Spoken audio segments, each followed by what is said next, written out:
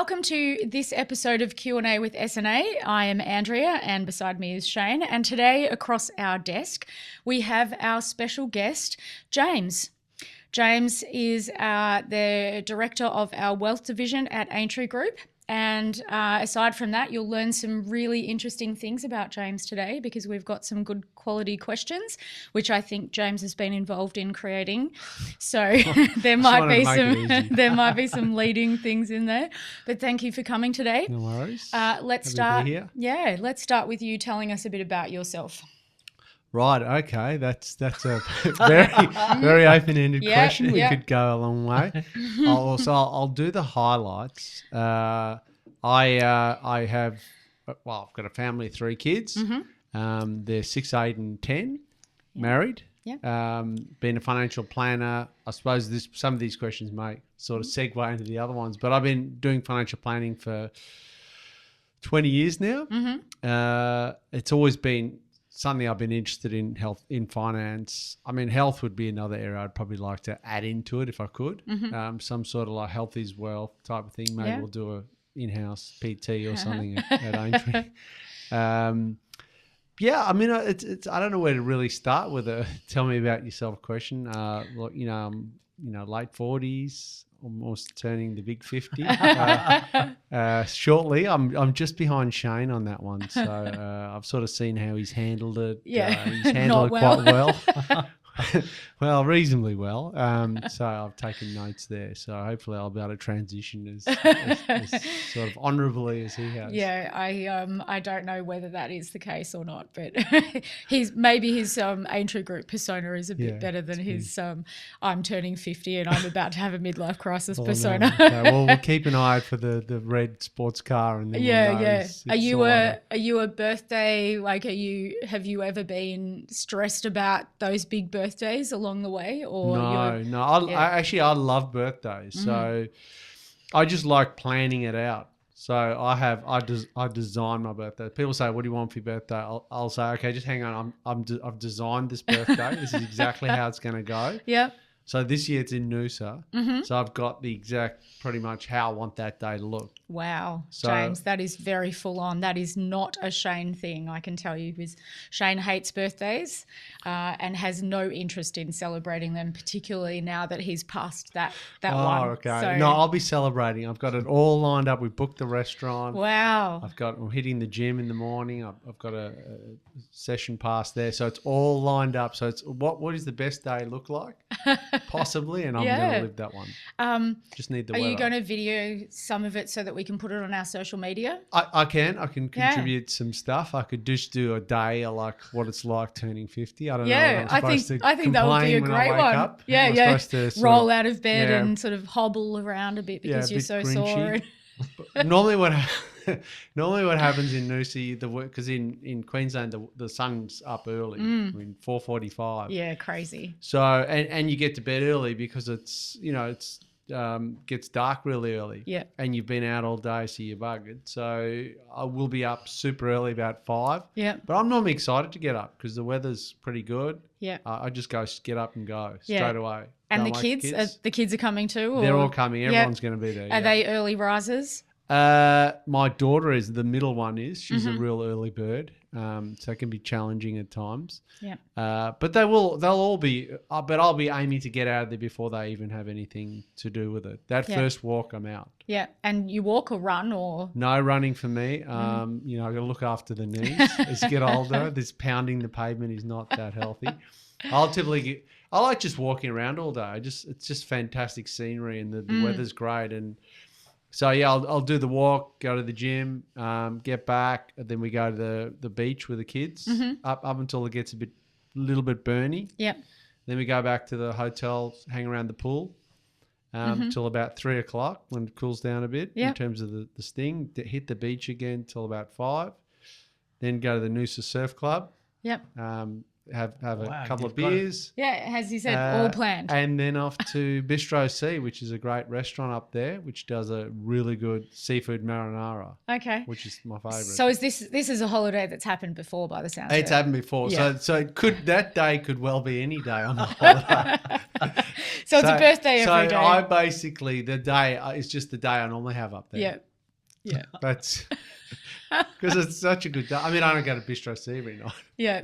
Yeah. But on this day I will. Yeah. Cool. And there's some ice cream as well. And some Ice smoothies cream. in Yeah. there, and then maybe the gym and a nature walk. So, Yeah. but that's about it. Sounds like a full-on birthday. Yeah.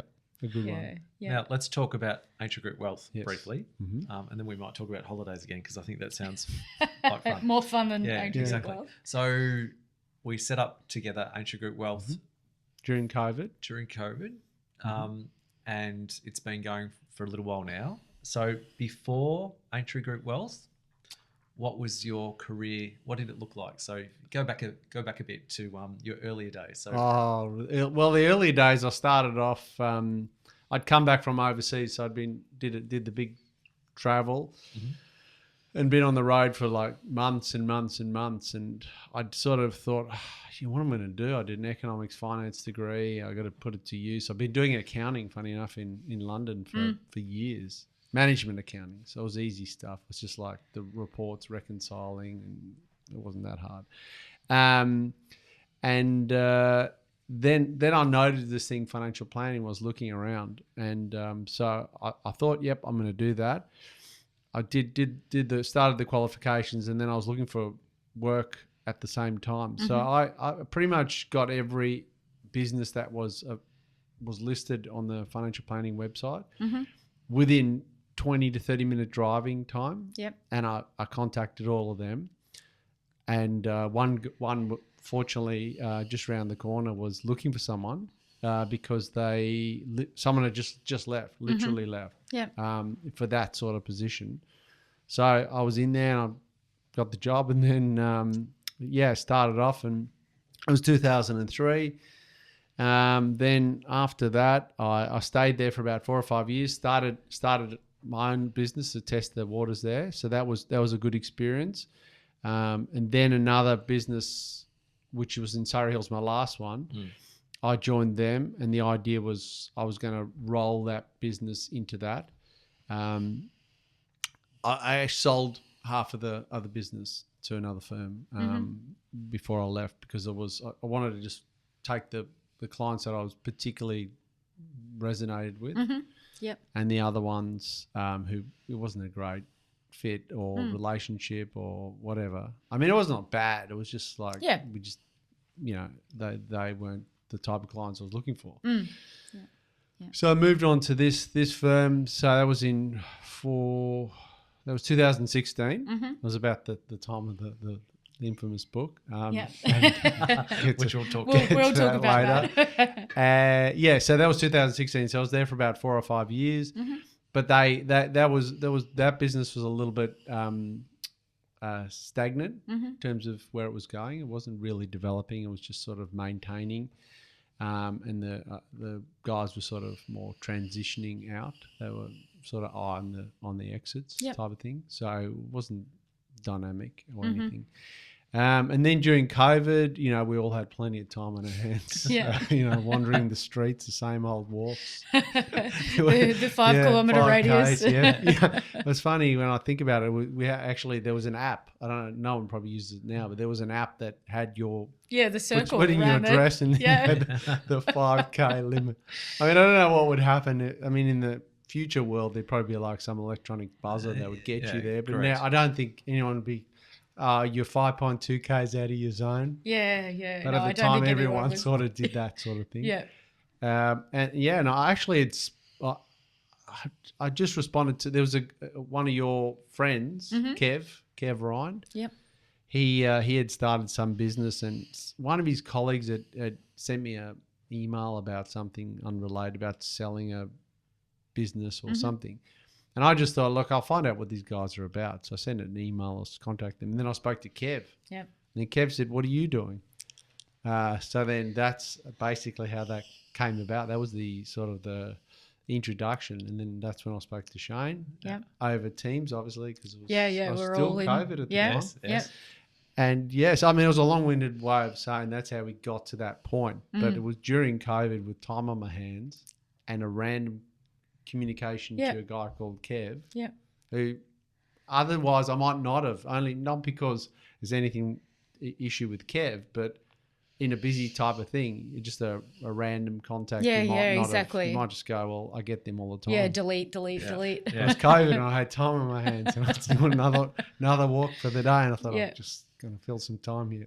So in that time though, you've also done some other things. So yes, some lecturing. So yes. give a bit of detail on that. So I lectured at Monash Uni for, it would have been, I can't think of the exact timeline, but it would have been about 5 years. Mm-hmm. So I did that for them because previously I was looking to, because I'd been doing a Toastmasters class. And and one thing about public speaking is repetition works well. So the more you do it, the better you get. And then if you get out of practice, then the worse you get. Yep. So unfortunately with COVID, I haven't done a lot of practice. But at the time I thought, well, I'll do something where there's going to be a lot of speaking and lecturing. Well, you're up there for 2 hours just talking and talking and talking and basically just talking. So that's a great experience in front of a full lecture. So I contacted Monash and just said, hey, is there any opportunities here? That's what I do. And the guy was looking for someone. Yeah. So I suppose it's just a case of like, if you just have a go, like someone's looking for someone, then if you have a go, you're going to get that. But if you don't have a go, well, you're not going to get anything. Yeah. So so I joined. So he got me across there, and then basically for each semester we'd go in there and we'd do the lectures and the tutes. Have to do tutes as well as part of the deal. Yeah. And it was a great experience. I mean, it wasn't super hard. A lot of people think, oh, lecturing is really, really hard because they don't know what it's like. But inevitably, you've often got slides already. Yeah. So you're just improving, just tweaking them. So you've already got the material, and after a while, you realise that, you know, most students aren't really concentrating that much. It's not like everybody's analysing it. And then you also realise you know more than everyone else there. So no one's really going to pull you up on anything. Yeah, yeah. So it's kind of easy. So yeah, but I did enjoy that. But after a while, it got a bit hectic trying to work, and then because it was during the day a lot of yeah, shoots, okay, of course, and also had young kids at the time, so the nighttime ones, and then ended up being some on Friday nights, and it's like, who wants to go to uni on a Friday night? That's crazy. You know who actually, the people that actually did it were people doing like a master's. Yeah. So people working were paying during, big bucks and they kind of were more motivated. Yeah. It wouldn't have been like an undergraduate. There's no 18 or 19-year-olds going to uni on a Friday night. Yeah. All night sessions were people who were workers in the gear, and they were serious. Yeah. But yeah, it was great. So so basically just financial planning. They had a financial planning speciality for their business degrees in undergrad and masters. The interesting thing was, I suppose, I don't know if anyone from Monash is going to care too much, but it was the same material. Yeah. For the undergrad and the masters. Right. Yeah. So, which I guess makes sense in a little bit, because the masters, just because you're doing a masters doesn't necessarily mean you've done the subjects before. No, that's true. I was thinking these guys are sort of paying big bucks and I'm sure the assessment was a bit tougher for the masters than it was for the undergrads. So I never liked marking the papers. I was sort of cornered into doing the undergrad ones, but never did the masters ones because it's a tough job. Yeah, marking papers. It's like very boring. It's just got this massive stack of papers, and you got to go through each one. Yeah, no thanks. And then decide who gets what marks. So I was actually quite a generous marker, I would say. I always looked for the mark. Yeah. If I thought it was there, I would give it. Yeah, yeah. So I was never someone to go, oh, that's not 100% right, and just no. If I'd even look for a mark sometimes because I'd sort of mentally calculate where they were on the out of 20. Yeah. And if they were about just under 10, I'd be looking for it. Get them across the line. Yeah. There's no benefit to, really failing somebody. No failing unless it was just a shambles. If I looked at it and thought, you don't know. If I thought they didn't know it, then I was different. But I thought they kind of knew, but they just didn't frame it right or wasn't the right answer. So I'd help them. I think we all make an assumption that because you know a topic, you can write about it.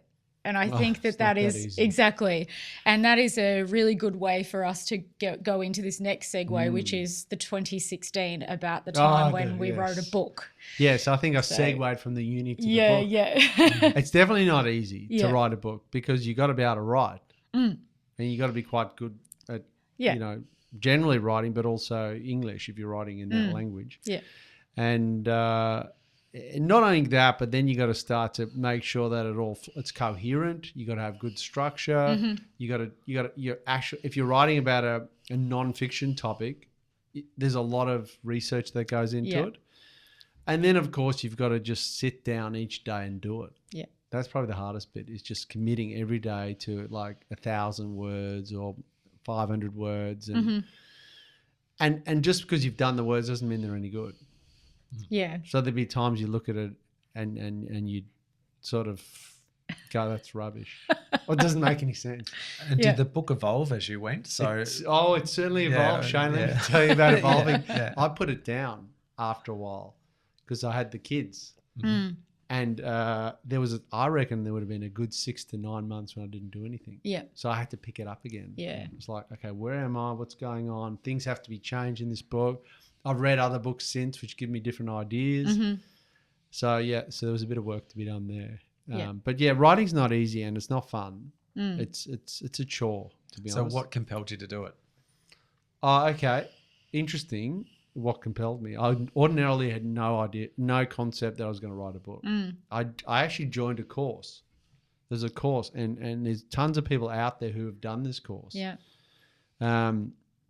Which was it was a course. It was about it's called KPI, Key Person of Influence. Was a course, and basically it was actually a good business. They took all these people, and they helped them package their ideas into sort of IP, so to speak, and then build a business out of that.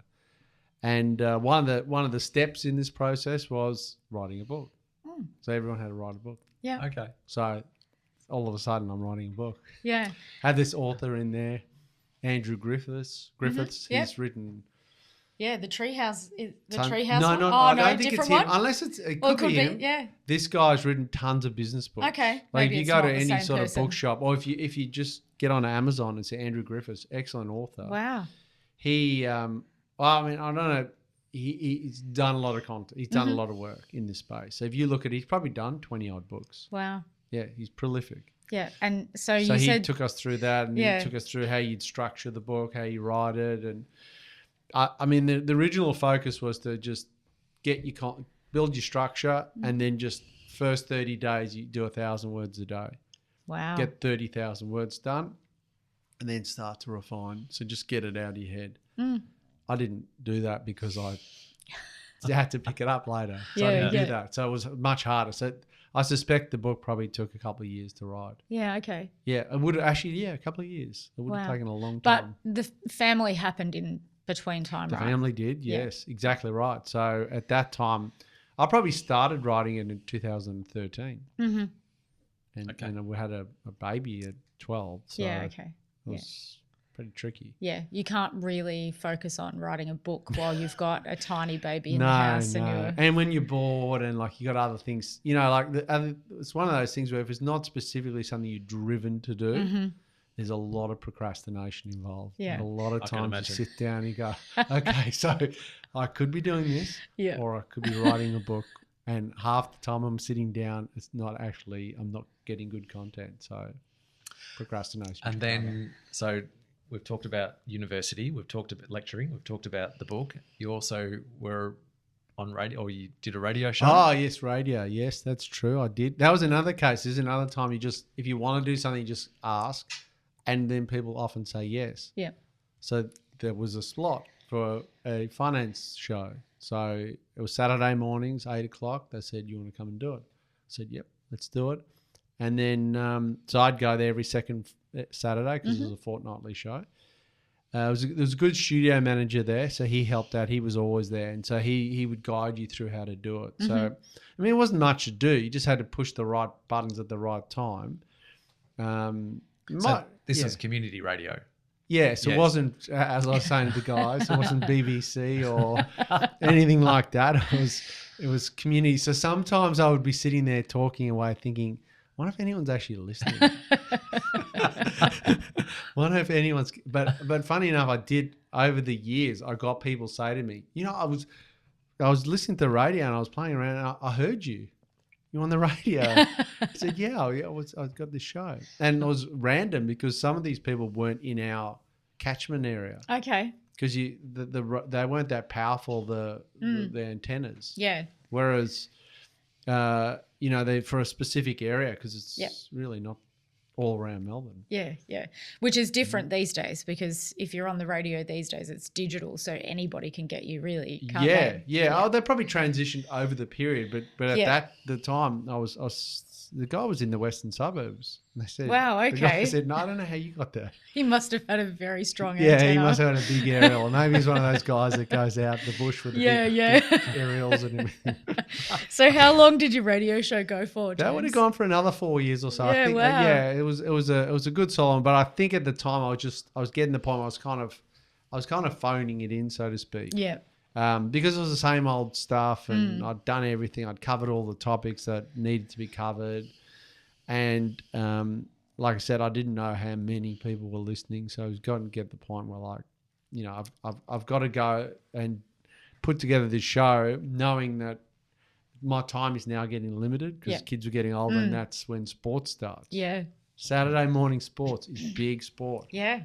Like right now, Saturdays we've got four games, and next year it'll probably be 6. So that's a lot of games. Yeah. And then there's Sunday as well, and so forth. So you got to be careful with your time management. Yeah. And you've got a whole. Yeah. So 3 kids, all 3 of them play sport. All 3 of them play sport. One also dances. Yep. Plus they also swimming because you got to make sure kids are in safe. Australia definitely. Yeah. So one's graduated finally from that, which is good. The other 2 are still going through the program, the different stages. Yeah. So there's a bit of work to be done there, and that's why I like to go to Noosa as well and places like that each year because it's they're in the pool all the time. Hours of it. Yeah. So it accelerates their development. Yeah, yeah. In fact, it made a huge difference. My eldest daughter, I didn't think she could possibly swim. So I was always worried about it. And then one day in Noosa, she just started jumping in the pool and swimming. Yeah. Like literally jumping. I was shocked. I was sitting there going, what? I thought you couldn't swim and now you can swim. So that repetition does make a huge difference. Yeah. So what sports? Well, at the moment, depends on obviously the season, but at the moment we've got netball and basketball and then the swimming and the dancing. Yeah. And possibly cricket. I have to go down to the with the new sort of shortened version of cricket makes a big difference. Yeah, yeah. Because when I was a kid, it was like all day. So I was literally it was juniors and then seniors. Yeah. So I would be gone at 8. Yeah. I wouldn't be back till about 9 p.m. after because you had to go to the cricket club after. Yeah, of course. Of course you do. So there's a whole lot going on. And then but nowadays it's short and sharp, so it might be a couple of hours.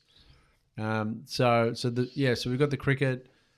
And then there's footy in winter, so the girls play footy. So that's another thing now with AFLW. It's big. Yeah. In fact, at our club, because we're at a Blackburn Football Club, which is quite a big EFL club. Yeah. We had a waiting list, so if you weren't in the team, they had to turn people away. Okay. Yeah. So the comp's pretty big, and there's a deep talent pool at our club. I know that much. So there's a lot of sport. So it'll probably just keep coming because it's hard to know what to do. Because I like the idea of expose them to as many as they could, and then they can decide later on which one they like. Yeah. Because with sport, you don't have to be a star. You can just have a sport you like playing later on. Yeah. Like everybody thinks, oh, my kid's going to be like a, I want them to be like a AFL player or international this or that. Yeah. But if you think about it, there's a lot of people just like to play sport. Yeah. Yep. Yeah. And just for the fun of it. I mean, community sport is a huge thing, isn't it? Exactly. What's wrong with just having fun? Yeah. Yeah. Exactly. So it's up to them where that all goes. Yep. But if I give them enough exposure, there's a couple of reasons. One, they'll pick one. But also, if you play multiple sports, it actually helps your chosen sport later on. Yeah. Yeah. Versus just specialising. Yeah. Yeah. So back to Aintree Group Wealth for a moment. So when we had the discussion a couple of years ago, in terms of how we wanted to build the wealth business. What was important to you in that respect, in terms of what we're planning to do? Well, first and foremost, we wanted to make sure that it worked with the business, so not like a completely standalone. So it needed to provide like a service to the other parts of the business where they weren't necessarily going to be Aintree Group Wealth clients, but it would work. It would give the client a good feeling about the overall business. So it needed to be flexible in that sense, but also on the financial planning side, it needed to be something that the clients who needed it would get a good outcome, and it would sort of reflect well on the overall group. So I suppose, but most planners would say that they want to make sure the clients, it's a great service and the clients are well looked after, and you put them first, because that's ultimately why you do these sort of things. I mean, you can get caught up in the business side of things, but anyone who does any sort of, personal type service businesses, ultimately they started for a reason to help people out. And that's what we want to do, is help people out. And sometimes helping people out just means just having a phone call. It could be a meeting, like a 1 hour meeting, which we don't charge for that first hour. And that can give them all the clarity they need. Yeah. It doesn't mean you're giving them specific advice. What it just means is that they might just, because it's in their head and they don't really know how to deal with it because it's not their area. If someone can just sort of just pull it apart a bit and say, okay, well, don't worry about all this. It's just that you need to worry about. And then go and see that person. So I always try to at least send them out of the meeting in a better place. Like the better place could just be a bit of clarity. It could just simply mean I need to go see this person. I'm wasting my time doing this stuff. It could be that financial planning's not what they need. They literally just need something a bit more. They might need just to get a home loan. Yeah. Sometimes people think, I got all this stuff going on, I need to see a financial planner, but really maybe just need a better home loan. Yeah. To save you money. Yeah. I think when Shane came to me and said, what do you think about setting up a wealth division? I looked at him with the same face I look at him when he talks to me about financial planners, because I don't love them. No. I don't love the theory behind it, because it's always been seen as one of those things where it's kind of the hard sell and, it's about generating trailing revenue and all of that sort of stuff. And Shane said to me, no, that's not what James is about. I think you'll really appreciate the fact that James is more about sitting down and, teasing it out and mind mapping around what the client is actually coming to us for. And I know that we've had lots of conversations about clients and their specific needs, and the fact that they say to us after they've had their meeting with you, James, that they just really appreciate the fact that you get all the information from them and you give them the ideas about the things that they need to focus on, and so that they're not overwhelmed by all of the choices that they have to make, because it is a big thing. Like there's lots of things you've got to think about when you're putting together a financial plan. There's a specific service that you offer, and I don't know what you call it because I don't get involved enough in it, but I know Shane always talks about it. Tell us about what that is. It's, the planning. It's hard to describe this one, isn't it? It's called lifetime cash flow modeling. So it's really just looking at taking someone and saying, okay, where are you now? Where do you want to get to? And how are you going to get there? Yeah. And modeling it with them on the screen. So when I say on the screen, so we have the software package and we beam it onto the screen, however that technology works. Cast it, that's the word. Cast it. It's not a Star Trek thing, it's just a cast it. And it happens. So the client can be involved in the planning. Yeah. So traditionally with financial planning, what would happen is client would come in, say, look, this is what I want. And then someone would say, okay, no worries, it's going to cost you X. We're going to go away and do a plan. And then come back and go, here's your plan. Now, they might have got it exactly right, but they probably didn't because the client hasn't had any chance to sort of, what about that? What about that? So in the modelling meeting, we get that opportunity to say, well, what about this? What about that? What happens if we retire early? What happens if we go part-time at 60 and just work 3 days a week? You could work longer. What happens if we help the kids with something, or what happens if we take a year off? Yeah.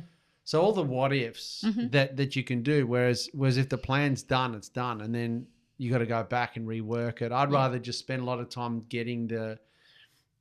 having the client feel like, yeah, this is my plan, because that's really what it is. If you play with all the options and the what ifs, the client finishes by going, yeah, that makes sense. Yeah. That's the strategic plan that you can do with the client, and then the financial plan itself just falls out of the back of that. Yeah.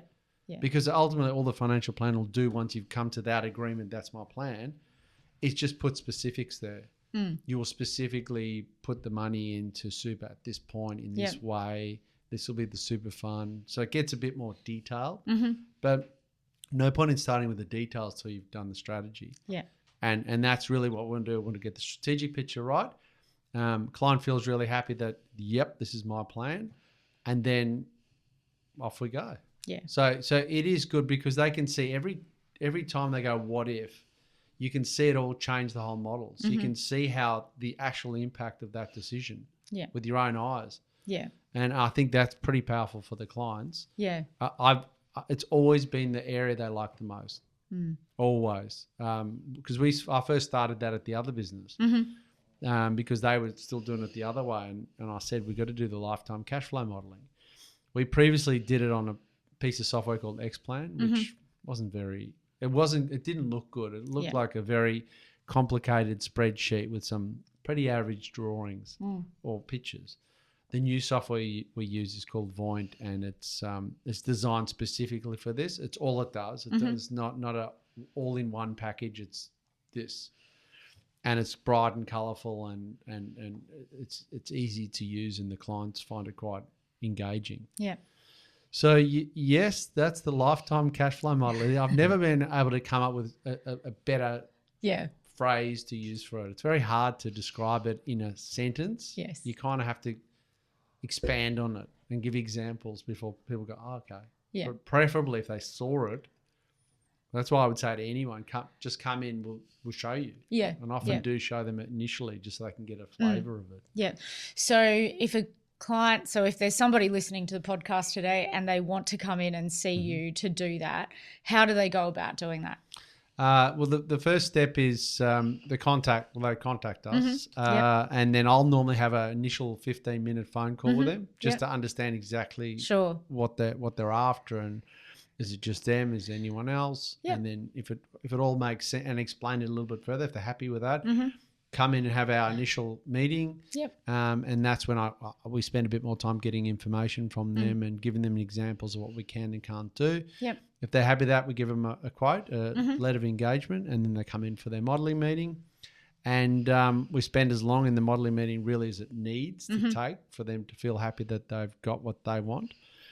And it's that sort of thing. So we're not rushing it. Yeah. Effectively, we're trying to make sure that it's done properly, and then they can feel happy that they've got their money's worth. I know when they leave at that point that we've generally done a pretty good job because people like it. Yeah, yeah. But it's easy just contacting us, and then I'll take them through it. But there's no pushiness because it's simply each step has its own little purpose. Yeah. And but each time it's them first. They got to feel happy. End of the day, we want them to feel like they've gotten good value from the service because it reflects the whole business. Yeah. Every time you engage with someone, you want them to be happy. Yeah, exactly. And I think that leads into the next thing that I want to ask you about, and that is when a client comes to see you, what are you finding in this current environment that they are asking for advice about most? So existing clients more than new clients, because obviously new clients come to you for the modelling and things. But if they're already a client, when they're calling, what are they asking you for advice and assistance with? Yeah, okay. So there's everyone likes to say there's two types of clients. There are two types of things in life. But there are some people who have the same problems all the time. Yeah. So we always just help fix that problem. Just keep tweaking it, and they don't take it's not like they one day come out of a meeting and they know what they need to do because they want to outsource it really. So they just come in, what do I do? I've got this problem. But a lot of the problems at the moment where I see is around cash flow and like costs. Yeah. of just things. Like people's budgets are really struggling at the moment because of the costs of everything, really. Mortgages, insurance, food. Yep. It doesn't matter what it is, it's gone up. And so that's one area, is how do we help them manage that budget? So what we want to do there is really work with them to understand their spending and their needs, and then try to find out ways we can help them save it. So that's one big focus I've got. So we've been using a new piece of software, My Prosperity, and the idea with that one is that we can get all their financial information in one place so they can see everything. So we can get their income and their expenses flowing through into the software. Yep. So it's very easy to do a quick budget, and the software allocates all the expenses into the different buckets. Yep. So there we can see where things are blowing out. Yeah. And at that point, we can then say, okay, well, if we just work on these one or two areas, we can actually make some big savings. So definitely cost is the big one for most people.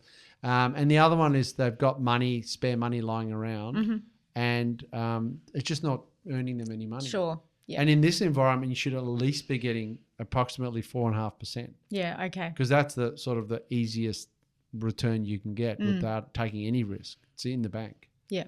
Yeah. So a lot of people are earning less than that. I mean, I've run into people on less than 1%. In an environment where the interest rates are, the RBA's rate is about 4.1. You shouldn't be earning, less than 1%. Yeah. Yeah. And if you've got a lot of money, you got $1 million, that's a lot of money you're just leaving on the table. Yeah. Yeah. So we're at the very least. So the two main areas is the people with the cost issue, and then the people with all the spare cash flow that they're not doing anything with. And people think, you got a financial plan, you have to invest in shares and things like that. You don't have to. There's unlimited amount of investments, and all those investments, there's lots of them that are quite safe. You don't have to take any real risks. You can earn a great return of anywhere between, with a minimum of 4.5 to about 7 is probably a safe space without taking any share market risk or minimal. Yeah. Yeah. So they're the two buckets I'm running into at the moment. Yeah. The cost people and the money, people not earning decent return money people. Yeah. Who is your ideal client? Ideal client, there's a number of categories I would normally say in that one. But it's going to be, if we look at their sort of personalities, it's someone who is open to taking advice.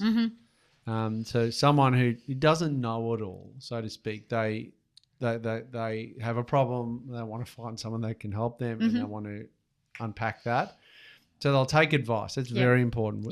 Without that, they can't really. I can't really help them.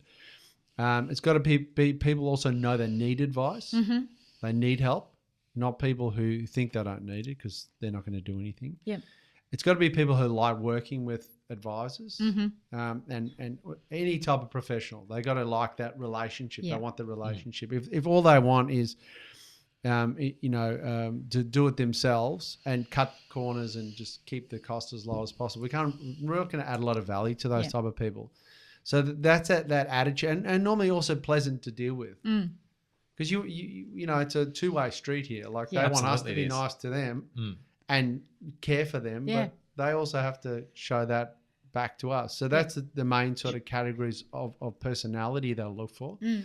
And then it would typically, in terms of what they're doing, it'll be retirees is your standard one, or people approaching retirement, because they're people we can really help a lot. Or people who've got assets that aren't being properly managed. Sure. So they're probably your two main types, and probably if you're going to add a third one, but a lot of these are standard. The financial planners would say these. They go high income earners, retirees, and people with complex lives. I mean those are the type of people that need help. But the characteristics of them are also important. So if you combine the two. That's an ideal client. Yeah. It's interesting that you say the people who want to and need to take advice are the people that you like to deal with the most, because Shane and I went to a business conference a little while back and we had to put together a one-page business plan, and we've never done a business plan, 18 years in business, and we've never actually written down a business plan. But this business plan had on it you've got to find a niche. And we've always said to ourselves and to the team at Aintree Group that, we don't have a niche type of client. But what they talked about in that business conference was that you can have a vertical niche or you can have a horizontal niche. And it doesn't matter which one you've got as long as you've got one. And the key characteristic of our niche was that the people that we want as clients are the ones that want to take our advice. So they could be in any industry as long as they want to engage with the advice that we're giving them. And I think it's really good.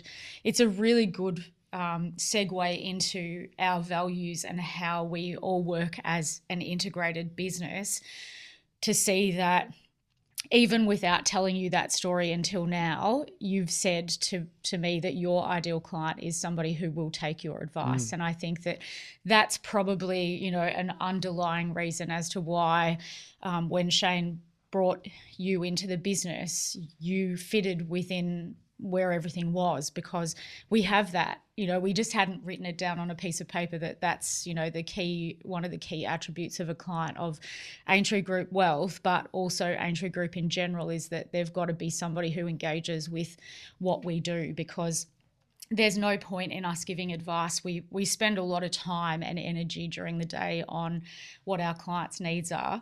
And if they're going to turn around at the end of the day and say, oh, yeah, thanks for that advice, but I'm not really that fast, then, there's no relationship there. So I think that's a really important one. And I'm glad that you brought it up today, because I think that's one of the reasons why a lot of people disengage with wealth and financial planners, is because mostly what the person is doing is providing them with a sale, a transaction of a piece of, an investment or something like that, but they're not actually talking about all of that other stuff that you can add value in, like helping them with their daily budgets and, helping them achieve goals and things like that, because that's a really important part of what you do too. Like, someone comes to you and says, James, in 4 years' time, I want to be able to buy a $1.5 million holiday house for my family. And you can't just sit there and say, oh, yeah, no worries, we'll put your money. Yeah, we'll put your money in something. Above this investment portfolio. Yeah. It's going to outperform everything else. Well, that's what people do think. That was traditionally the thing, because, the way the industry used to be set up was that you got paid via the product. So if you got paid via the product, then that's what people are going to sell. Yeah. But now it's more about the advice. So you'll quite often find people separate the advice and the portfolio management. So you don't have to do, like, that's why we'll do it, is we'll say, well, they're two separate things. You can have both or one, but you need to understand which one you're getting. Yeah. If you're just simply there to have money managed, then you're not really getting the advice side. Or if you're just there for the advice, then the money management's getting done somewhere else. Yeah. But yeah, it's common, particularly in the past. But it wasn't a misconception, because a lot of people did it. Yeah. So it was kind of an accurate one. Yeah. So, because products was the thing. Yeah. But now it's come a long way. Really, in the last. Yeah. Because that was when I started 20 years ago. That was it was. It's a bit different now, and the regulations and everything behind totally as well. Different. Yeah, completely different. Ball game. Absolutely. And it's going to keep getting totally different. It's going to keep moving and moving. It's just the regulation at the moment is holding it up a little bit. Yeah. In terms of the flexibility, because there's got to be because at one point it was like you could do what you wanted, and there wasn't that much regulation, and then there became too much regulation. It was hard to be nimble and flexible with advice, so you sort of had to put people through this very sort of your one-size-fits-all piece, legislative approach. I think they're getting to the point now where they're looking at it closely and trying to make it so that there's enough regulation or compliance in place to do the right thing, or just ensure basic standards. Yep. But also enough flexibility to be able to offer a good service, because clients don't all fit the same bucket. And everyone's different. Yeah. And what's optimal for one is not optimal for another. Yeah. So what's next for James? Other than the big birthday that's coming up. Wow, what are the okay. plans So for can you think about anything else? I know. Well, it's a big Oh, focus. Shane, It's is a it- really can you big think about anything focus. else, Shane? I could easily, yes, but that's okay. What do you want to achieve? Look, I just want to keep building Mm-hmm. the business, and I want to ultimately get it to a point where it's something everybody's proud of. Yeah. Yeah. Like it's a business, and clients come in, they love it, they think it's great, it fits in, it's seamless. Like Yeah. in the long term, it'd be great if people just came in and just like there wasn't a specific like this is the legal or planning. It's just this is the your plan, and we just were working on it, and your goals are achieved, and no one really is necessarily. It's not necessarily a focus of their experience is one area. Yeah. I mean, that'd be nice, but I mean, obviously, who knows where it all goes. But but it is nice to say I've got problems, and then all these people come and help me, and then navigate me through my life, and then I get to the end and go, wow, Aintree did it all. Yeah. Yep. I think that's been the theme of the people that we have spoken to on the podcast is that they're business owners themselves, but they've talked to us about the fact that what they're trying to do in their businesses is, provide a really holistic service. And I think with Aintree Group Wealth and legal and accounting, as you said, the perfect scenario is that somebody comes in and they just all four of the pillars of what we do, they subscribe to and they involve themselves in, because that's what that's what we're trying to build, is a business that just does all of that and holds them through, their life's journey. So, yeah, I mean, ultimately, people want an outcome. They just want to solve something. They don't necessarily care how. No, exactly. It's doing it. They just want. I want that. Yeah. Can you Yeah, get exactly. that for me? Yeah, and that's, as I said, they come to you with the goal in mind, and we've just got to get them to that goal with, in the least amount of stress. And I think that's what is something that we, strive to as a holistic business as well, is just getting them from the point A to point B in as less stress as possible, which I know, over a little while, there are some that are quite stressful, and, situations happen and stuff, and we dig them out of holes and stuff like that. But it's all probably pretty, like flying, isn't it? Yeah, I mean, ultimately you want a nice smooth flight at the end, but sometimes Yep. There's a bit of turbulence. turbulence along the way. Hopefully there is no turbulence on your way up to. The crew's doing the right thing, you'll get there in the end. Yeah. Exactly. Just want to thank you for coming in today, James. No It's worries, been thanks really for having great, me. and I've loved hearing about the book. We're going to get online and have get an order of a Kindle version, and have a read of it. I'm sure Shane will really enjoy reading the book tonight while he's. Hopefully it stacks up after all these years. Yes. Oh, it's all right. He'll put his red pen on it if it is isn't working you can do out. That. Just don't just make sure it's a 5-star review. I need to beef up those stars. Done. I think one more 5-star will probably get me to an average of 4. I think you should be really proud of the fact that you wrote a book. I think it's just one of those things where your kids will grow up and they'll be able to say, "My dad wrote a book." Here we go, Dads. Yeah, That's exactly. going to be their 18th Yeah, present. yeah. There you go, son. Oh dear. All the wisdom in there is worth a lot more than money. Thank you so much for coming in today, James. It's been a real pleasure having you on the podcast, and thank you all for listening today, and listen in next time. Thank you.